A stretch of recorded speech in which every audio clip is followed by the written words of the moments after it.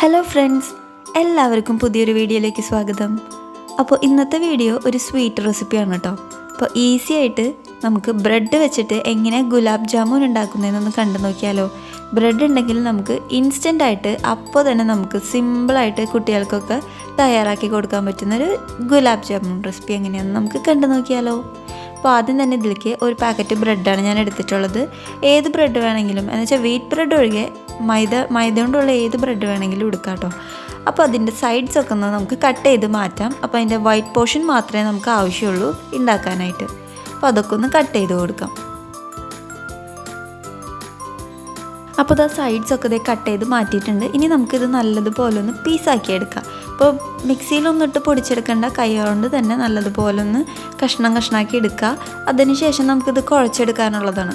അപ്പോൾ പറ്റാവുന്ന രീതിയിൽ നമ്മൾ കൈ കൊണ്ട് തന്നെ നല്ലതുപോലെ ഒന്ന് പൊടിച്ചെടുക്കാം കേട്ടോ.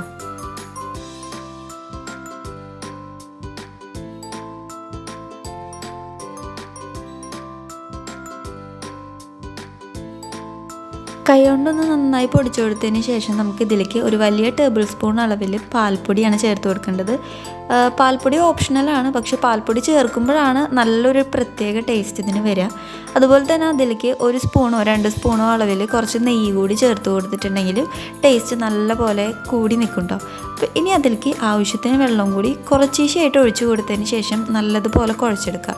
അപ്പോൾ നമുക്ക് ആദ്യമൊക്കെ വെള്ളം ഒഴിക്കുമ്പോൾ തോന്നും വെള്ളം കുറവായിട്ട് തോന്നും, പക്ഷേ ഒറ്റയടിക്ക് വെള്ളം ഒഴിച്ചു കൊടുത്തിട്ടുണ്ടെങ്കിൽ നമ്മൾ നന്നായി കുഴച്ച് കഴിയുമ്പോഴായിരിക്കും ബ്രെഡിലെ എല്ലാ ഭാഗത്തേക്കും വെള്ളം പെട്ടെന്ന് എത്തും.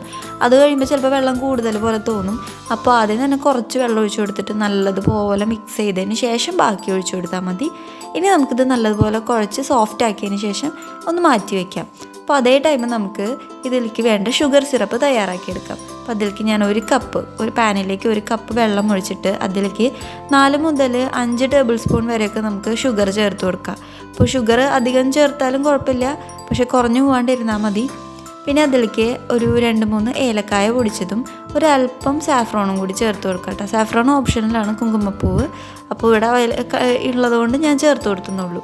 അപ്പോൾ അത് നല്ലതുപോലെ ഒന്ന് മിക്സ് ചെയ്തിട്ട് നല്ലതുപോലെ ഒന്ന് തിളപ്പിച്ചെടുക്കുക. എന്നിട്ട് ഒരു ജസ്റ്റ് കൈ കൊണ്ട് ഇങ്ങനെ തൊട്ട് നോക്കുമ്പോൾ ഒരു സ്റ്റിക്കി പരിവാകുമ്പോൾ നമുക്ക് ഓഫ് ചെയ്ത് മാറ്റി വയ്ക്കാം കേട്ടോ. ഇനി നമുക്ക് തയ്യാറാക്കി വെച്ചിട്ടുള്ള മാവ് കുഴച്ച് നല്ല ബോൾസ് ആക്കി എടുക്കാം, ചെറിയ ബോൾസ്. അപ്പോൾ നമ്മുടെ ഇഷ്ടത്തിനുള്ള അളവിലുള്ള ബോൾസ് ഉണ്ടാക്കും. അപ്പോൾ നമുക്ക് പുറത്തുനിന്ന് വാങ്ങാൻ കിട്ടുന്ന ഗുലാബ് ജാമുൻ്റെ ബോൾസൊക്കെ അത്യാവശ്യം നല്ല വലിപ്പം ഉണ്ടാവും. അപ്പോൾ നമുക്ക് അത്രയും വേണമെങ്കിൽ അത്രയും ചെയ്യാം. അതല്ലെന്ന് വെച്ചാൽ അതിലും സൈസ് കുറഞ്ഞിട്ടുള്ള ചെറിയ ബോൾസ് ആക്കിയിട്ട് വേണമെങ്കിലും ചെയ്തെടുക്കാം. അപ്പോൾ അതാ ഞാൻ ഇത്രയും സൈസിലുള്ള ബോൾസിലാണ് ഉരുട്ടിയെടുക്കണത് കേട്ടോ. ഇനി ഇതെല്ലാം നമുക്ക് ഇതേപോലെ ബോൾസാക്കി എടുക്കാം. അപ്പോൾ ഈ വീഡിയോ ഇഷ്ടപ്പെടുകയാണെങ്കിൽ നിങ്ങളെല്ലാവരും ലൈക്ക് ചെയ്യണം കേട്ടോ. അതുപോലെ തന്നെ ഇതുപോലുള്ള കൂടുതൽ വീഡിയോസിനായിട്ട് എൻ്റെ ചാനലൊന്ന് സബ്സ്ക്രൈബ് ചെയ്ത് സപ്പോർട്ട് ചെയ്യാം.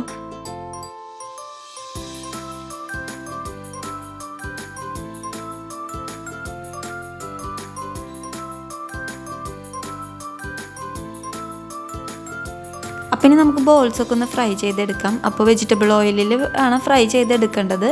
അപ്പോൾ ഫ്രൈ ചെയ്യാൻ ഉപയോഗിക്കുന്ന ഓയിലിലേക്ക് ഒരു 2 സ്പൂൺ അളവിൽ നെയ്യ് കൂടി ചേർത്ത് കൊടുത്തിട്ടുണ്ടെങ്കിൽ ഒരു പ്രത്യേക മണമായിരിക്കും കേട്ടോ ഫ്രൈ ചെയ്യുമ്പോൾ. ഇനി നമുക്കിതിലേക്ക് ബോൾസ് ഇട്ട് കൊടുത്തിട്ട് ഒന്ന് വറുത്തെടുക്കാം. അപ്പോൾ ഫുൾ ബോൾസും ഒരുമിച്ച് ചേർക്കേണ്ട, കുറച്ചായിട്ട് ചേർത്ത് കൊടുത്ത് പെട്ടെന്ന് വറുത്ത് കോരി എടുത്താൽ മതി. കാരണം ഇത് പെട്ടെന്ന് റെഡിയായി കിട്ടും. കാരണം പാൽപ്പൊടി ആയതുകൊണ്ട് അധികം നേരം ഇടാൻ പറ്റില്ല, കരിഞ്ഞു പോകും പെട്ടെന്ന്. അപ്പോൾ പതുക്കെ മറിച്ചിട്ട് കൊടുത്തിട്ട് എല്ലാ സൈഡും ഒരേ കളറിൽ വരുന്ന രീതിയിൽ ആക്കി കൊടുക്കാം കേട്ടോ.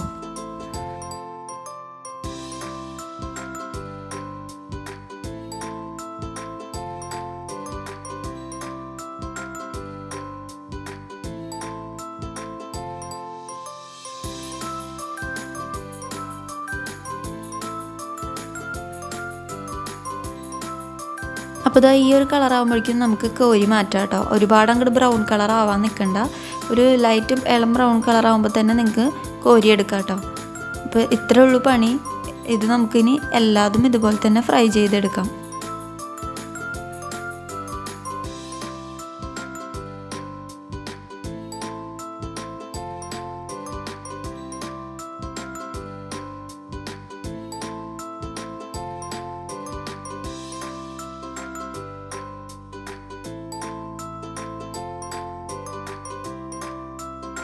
അപ്പോൾ ഇനി നമുക്ക് പ്രത്യേകിച്ച് ഒന്നും ചെയ്യാനില്ല. ഈ വറുത്ത് മാറ്റിയിട്ടുള്ള ബോൾസ് നേരെ ചൂടോടുകൂടി തന്നെ ഷുഗർ സിറപ്പിലേക്ക് ആഡ് ചെയ്ത് കൊടുക്കാം.